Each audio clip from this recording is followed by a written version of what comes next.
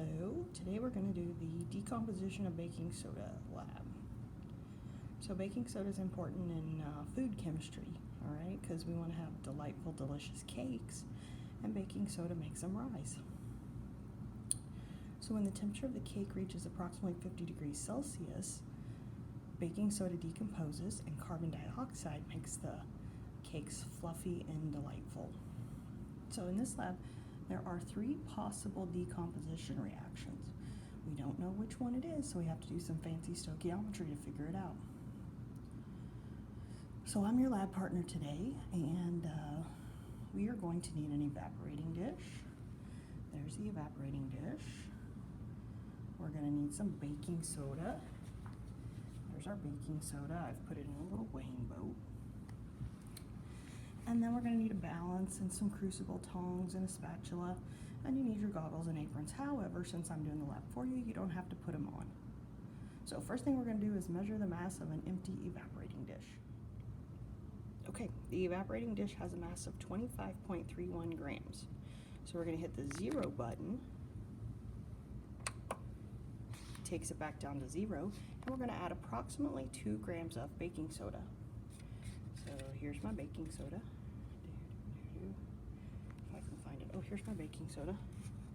And I'm going to add about 2 grams.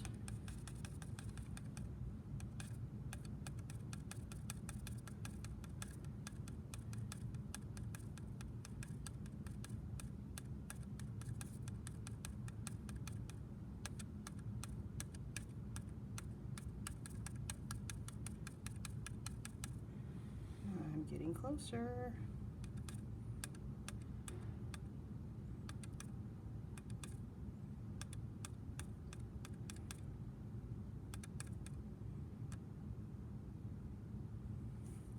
Okay, so the actual mass of our baking soda is 2.00 grams.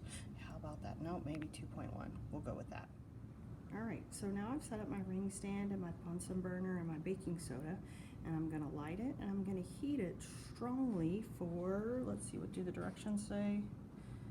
Oh, 10 minutes. All right, so here we go.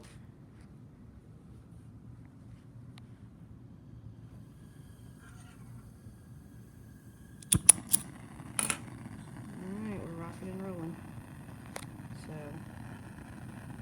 I'm not going to have you watch this for 10 minutes, but you're going to believe me and I'm going to do it for 10 minutes. Okay, it has been about 5 minutes and 25 seconds or something like that.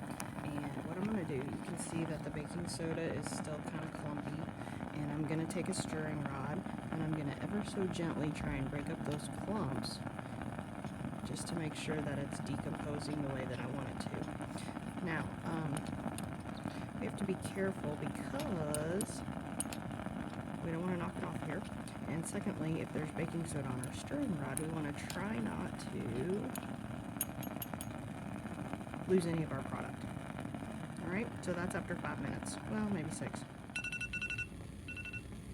Okay, there's my timer. And our experiment is done, so we'll turn that off. And then we come over here, we want to turn off our gas. And this is what it looks like afterwards.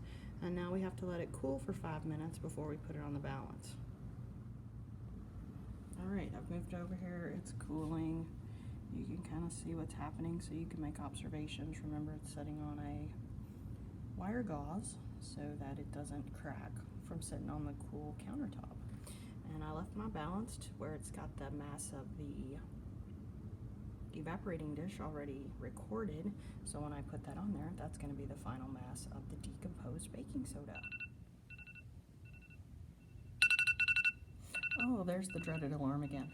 Okay, now we're ready to measure the mass of our baking soda. Okay, so here's our baking soda. Our balance is 2/100 off, but that's going to be close enough, I'm going to say. All right, so we are going to, we may not need that, but I'm going to do it anyway. So we put it up here, and we see the new mass is 1.27. We started with 2 grams, and now we have 1.27.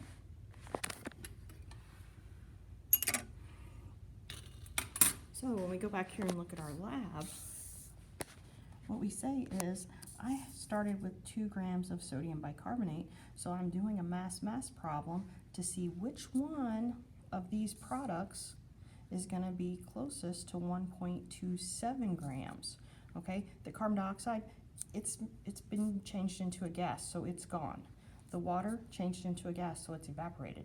So what we have to do is we have to figure out if we have 1.27 grams of sodium hydroxide, 1.27 grams of sodium oxide, or 1.27 grams of sodium carbonate. So you have to do a mass problem for each of these. Start with 2 grams of sodium bicarbonate and do one problem where you find mass of sodium hydroxide. Do a second problem where you find mass of sodium oxide. And do a third problem where you find mass of sodium carbonate. You are going to fill out this side, the data sheet, as you do it, okay? So your grams of sodium bicarbonate are always going to be it might be 2.01. I think that's what we put in, 2.01 grams. And then you write the reaction and you do the stoichiometry.